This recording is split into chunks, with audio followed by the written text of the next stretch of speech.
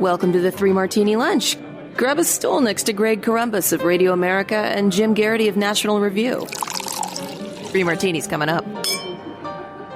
So glad you're with us for the Thursday edition of the Three Martini Lunch. Chad Benson, host of the Chad Benson Show on the Radio America Network, is in for the vacationing Jim Garrity today. Chad, always great to have you with us. Thanks for your time. It is great to be here, young sir. Chad is always fired up, and I love that energy. What you don't know is that Chad has just done at least 3 hours of radio just before he fills in on the days he fills in for Jim. So he is warmed up, ready to go, and we're going to talk about bad, and crazy martinis, and also a champagne toast at the end. So let's talk about our first bad martini now. Chad, and this is something that we saw, I think it was just last week, when Joe Biden was at his press conference, and I think it was Caitlin Collins from CNN saying, hey, Barack Obama said that the filibuster was a Jim Crow relic. Do you agree with that? Oh, yeah, I agree with that. And then he kind of muddled his response about politics being the art of the possible, so he doesn't necessarily want to get rid of it right away. But then this week, he's also been very critical of the Georgia voter law, talking about, in his estimation, that you can't give anybody water who's waiting in line. That's not exactly how that legislation reads, but it's a fun talking point for him, so he's not giving up on it. And now the long knives are out for major corporations based in Georgia to condemn this or face boycotts, Delta being one of the latest to condemn it, even though just a few days earlier they said that they thought the final version was an improvement based on what they had seen earlier. Coke is under fire. They're condemning this. I assume Home Depot is going to come under fire if they haven't already. And then some Major League Baseball players want to get the All-Star game, which is scheduled this summer to be in Atlanta, moved somewhere else as a result of that. And Joe Biden, being interviewed by ESPN's Sage Steele last night, says, oh, yeah, that's a great idea. Listen to what he says here. So, Mr. President, what do you think about the possibility that baseball decides to move their All-Star game out of Atlanta because of this political issue? I think today's professional athletes are acting incredibly responsibly. I would strongly support them doing that. Chad, we've seen corporate wokeism just explode lately, particularly on hot-button cultural issues. This is no different, and so these corporations are under fire to get woke or lose business potentially. And now sports is getting involved yet again on this. So what do you make of Biden agreeing with the far lefties that everything they don't like is racist and that corporate America is now hip deep in all this? You know, corporate America, about 2-3 years ago, Greg, we spoke with, I speak to a lot of, I've got my own business, and we speak to a lot of Fortune 500 people in even high up in the entertainment industry. And they started telling me years ago, a downturn in the market, a slow quarter or two, even a recession doesn't scare them. But social pressure is terrifying. And this is another situation now. Coca-Cola, you got Delta coming out and saying the same thing. It's funny. I can go right now and book a flight to China from Delta. I think Coca-Cola is selling stuff in China. Is it only wokeism here? Do we care about human beings as an entire species, everybody, or is it just here? And the BS premise of, it's always about the voter ID disproportionately hurts people of color. I have friends who are human beings who are people of color, just like I'm a human being, and I'm apparently lacking color. And I've not met anybody as an adult who doesn't have an ID unless they can't have an ID because, well, they're hiding. Why do they feel that difference? You mentioned that this is the one thing that really gets them nervous. Why? I don't know. Look.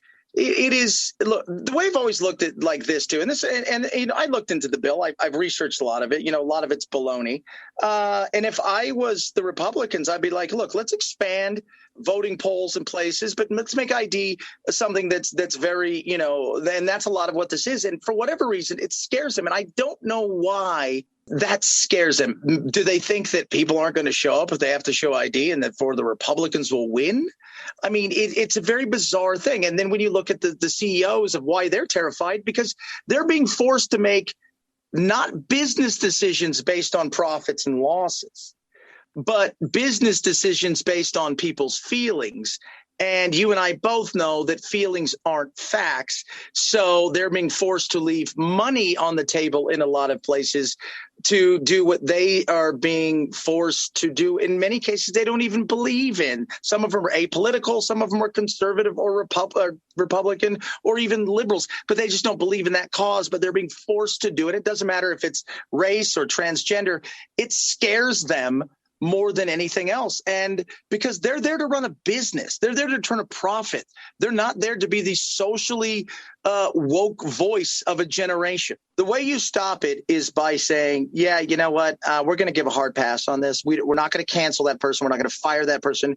We're not going to stop doing business there. Hollywood, oddly enough, has been extremely quiet over the last week or so when it comes to this. There's a great article today in the LA Times saying, look, Hollywood has their own issues with race. Hollywood has had their own issues with the way that they have bowed down to authoritarian countries like China. Congratulations, Mulan was a success. Oh, by the way, let's all thank the tourism board where the Uyghurs are being held for their slave labor to give us a great set. You know, it's terrifying if you're a CEO. Imagine this. You've got somebody who is going out there and essentially pimping your product. They're doing a great job and they're bringing you money. That person gets damned for whatever reason because somebody feels like it. And all of a sudden now you have to say, I have to let this person go, yet he's bringing money in. I don't agree that he did anything wrong. The only way to stop this is to say no, but nobody seems to have the guts to say no. Including Biden, because remember, fairly early on in the primary season, shortly after Kamala Harris went after him over his position on busing back in the 1970s, she then tried to trot out arguments that he palled around with segregationist senators. And his argument at the time was, look, I didn't agree with them, but when you're in the U.S. Senate, you're there to get stuff done. So I tried to find as much common ground as I could. Now he's out there just as woke as everybody else.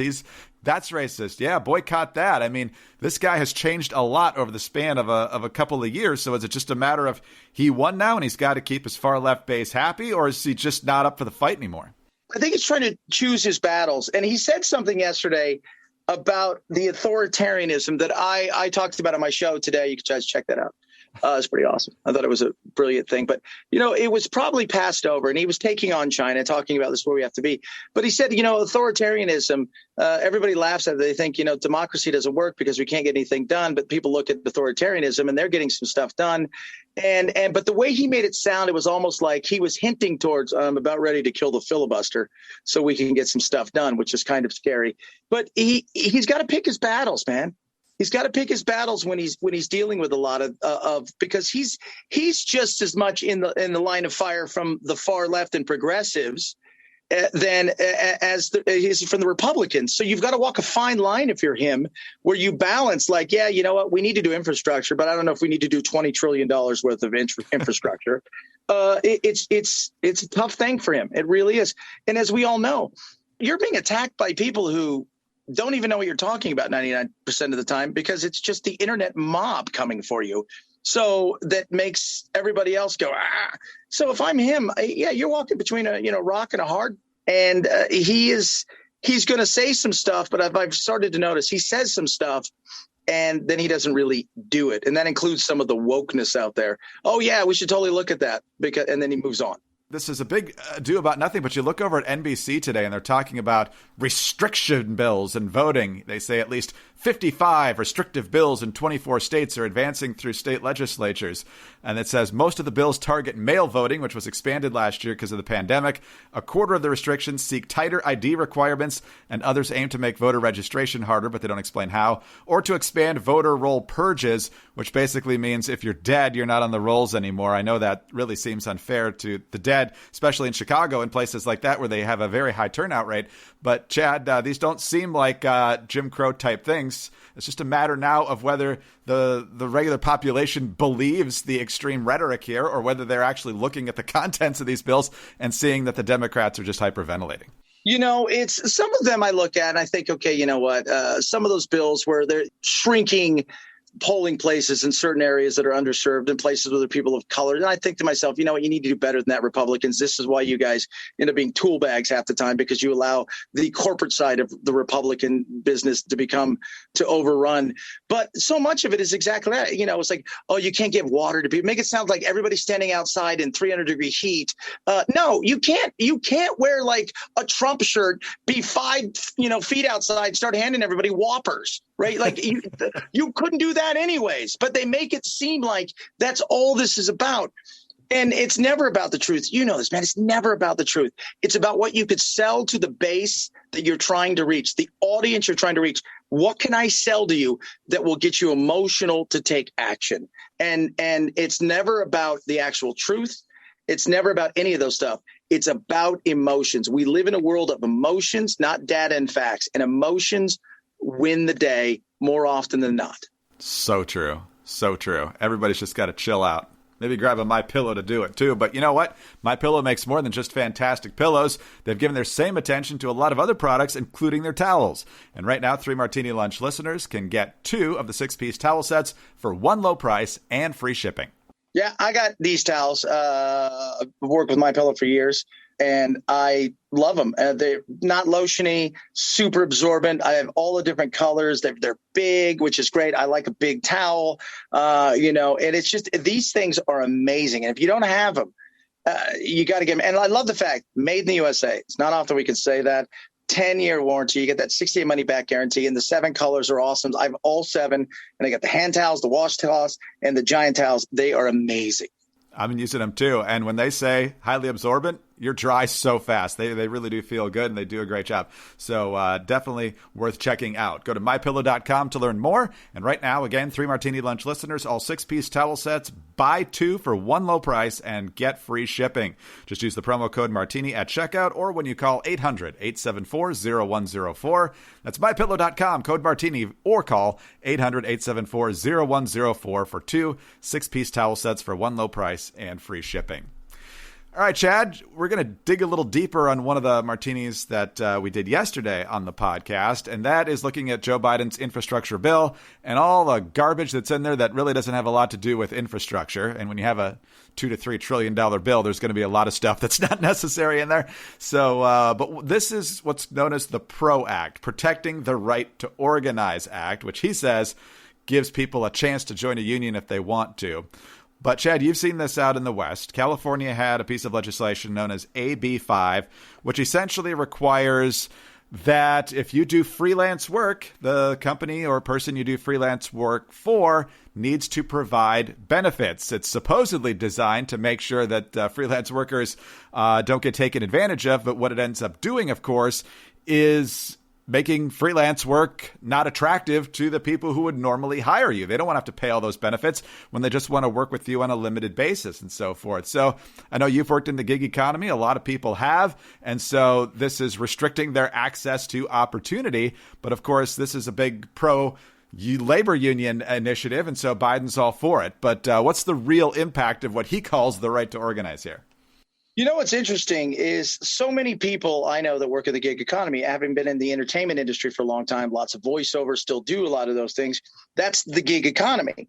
And it's funny because those people, we never complained about it. That's the nature of the business. That's what we want. I'm not beholden to you to be somewhere at a specific time. It's a gig. I'm kind of coming and going as I please. That's the beauty of it. I don't want to be an employee. I'm choosing not to be an employee, and you get to hire me because you only need me for a limited time. That was just it. Now, like the things with the Uber drivers and all of this stuff, what it ends up doing is they have to start making decisions. Okay, if I've got to pay for all these things, well, you're no longer that. Now you have to be here at a certain time. Now you're just basically becoming an employee, and we don't need as many as we once had. And all of a sudden things start to change. And as we love to find out along the way, you find out that my pay's going down because my pay's showing up in other things like insurance, and they're paying for insurance to cover me on the job and things of that nature. That is frustrating. And we hire a lot of people for my other business that's a tech business to do certain things. And we started having to look, it's like, all right, what extra steps do I have to take here in this state to get something done? But California's big on unions. as we all know, because unions run California and then they have government. Joe Biden essentially became the Democratic nominee for not being Bernie Sanders and a total sellout on issues like this. That's why he went from the mat in the presidential nominating process to the presumptive nominee. But now that he's in there, he's giving it away to every special interest group under the sun. Now, this guy's not standing up to anybody. No, and you need to. And I'm interested to see the way that this thing plays out, especially the thing like what's going on with Amazon. It's a perfect example of unions. And, unions, they had their place a long time ago. And a lot of that was based on the fact that people needed to be protected because back in the day, they didn't care if you fell into the cement. They pour right over you.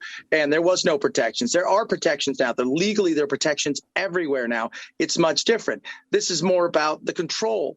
And he is giving in too much. But at the same time, he's also surrounded himself with a lot of muckety-mucks that come from Wall Street.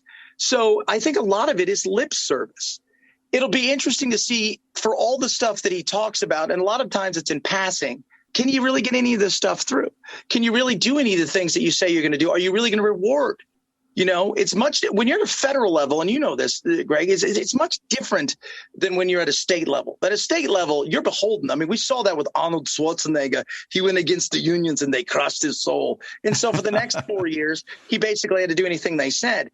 The federal level, it's a lot different. You got a lot of moving parts and you got a lot of states.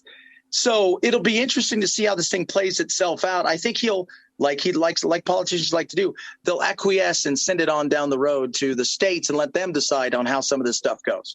The libs, man. They're pro-choice on one issue, and everything else, they want to restrict your choice, whether it's how you work, whether it's where you send your kids to school, how many options you've got for healthcare plans, on and on and on it goes. Don't even get me started about the unions in California where the teachers in San Diego, where my son lives, they're teaching kids at the border, which I have zero problems with them volunteering and stuff like that, person to person. I think it's great. I think these kids are going through horrific things. But they're not teaching my son inside of a classroom, but they're going down there and volunteering to do it. That drives me crazy. And why is that? Because the unions have power and the districts have power. Well, it's enough to drive you mad or at least to stress you out. And so you need ways to calm down and to stay focused. Exactly. And that's where Headspace could help you out. Wouldn't it be great if there were a pocket-sized guide that could help you sleep and stay focused and just stay calm? Well, there is. And if you've got 10 minutes, Headspace could possibly change your life. Yeah. And this is awesome. It's your daily dose of mindfulness, right? Just kind of relaxing. Guided meditation is an easy to use app, simple and easy to use. So, whatever the situation is, right? Headspace can just help you relax, feel better. Overwhelmed? They got 3 minutes. The SOS meditation for you. Maybe help falling asleep, which is something I always need. Great way to wind down, right? You just relax a little bit, get yourself in the right headspace. And it's got, the stress relievers. The Headspace approach for mindfulness can reduce stress, improve sleep, focus, all of those things. It gives you this amazing sense and increase of an overall well-being. And that is awesome. Yeah, our chief of operations at Radio America says a number of our hosts have used it, especially during the pandemic year, and found out that they slept better, stayed focused, more relaxed, and so overall they give it a thumbs up. Headspace is backed by 25 published studies on its benefits, 600,000 five-star reviews, and over 60 million downloads. And so Headspace is meditation made simple. Go to headspace.com/martini. That's headspace.com/martini for a free 1-month trial with access to Headspace's full library of meditations for every situation. This is the best deal offered right now. Head to headspace.com/martini today. All right, Chad, let's talk about the latest COVID goalpost moving. Dr. Anthony Fauci. This guy has a number of positions on every single aspect as it relates to COVID, mask, no masks, 2 masks, 1 mask, whatever it is. And now the one thing we seem to know for months on end as this pandemic unfolded, Chad, was that it doesn't affect kids very much at all. The ones that do get it are either asymptomatic or so mildly symptomatic they're not even sure that they've got it. Focus on the older folks, focus on the immunocompromised. The science has been saying for months, like you were just pointing out, get the kids back in school. There's not really a threat here. But now we're hearing that, well, to really get to herd immunity, which is science speak for if you really want your life back, you got to get the kids immunized as well. We've got tests going on. Pfizer just said 12 to 15-year-olds that it's working well. Moderna's working on babies now. And so the question is, we've got this whole vaccine passport debate. Are you going to have access to places based on whether or not you got the vaccination or not? And now it's the pressure is going to be on to get your kids the jab, even though that if they get it, they might not even realize they have it, and there doesn't seem to be any long-term damage. And so is this necessary for herd immunity, or is this just the latest gigantic moving of the goalposts?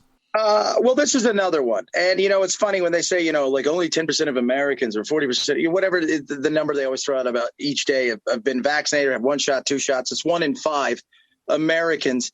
But then the way I've always looked at this is our goal vaccinations? Is our goal herd immunity? That's one thing I need to know, because with every virologist, epidemiologist, people out there all say the same thing. You're not going to get to herd immunity with vaccinations alone through the fact that many people, myself, my kids, have had coronavirus. You're going to get there several ways, and one of which is people have caught it and they've got the antibodies. So do we count those people? Well, it doesn't seem to be that we count those people because, whatever, goalposts move. Now we've got the goalposts moving again, and it is frustrating. I always call, Dr. Fauci, Debbie Downer.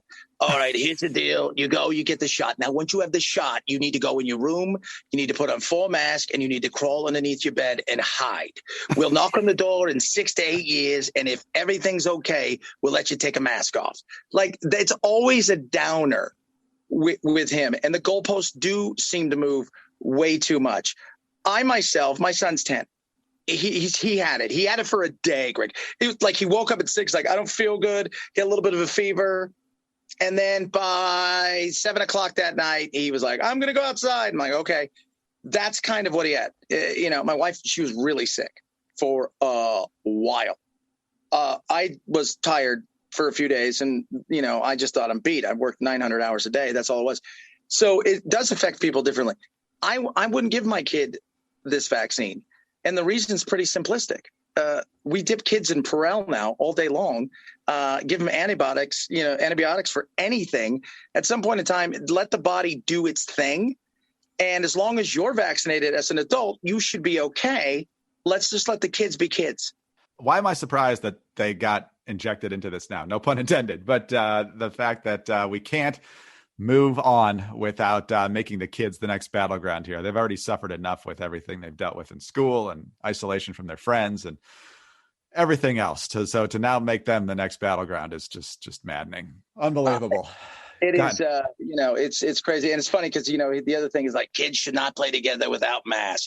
By the way, if your grandma's at home and she's got compromised immune system, she's going through cancer treatments, and your child is going to go play somewhere and you find out that kid, the kid they were going to go play for is really sick, you're not going to send your kid over there anyways. So let's, there are just certain things you don't do. But outside of that, let kids be kids. Let them live their lives. But now they've become part of the politics that is the continual reaching and moving of the goalpost.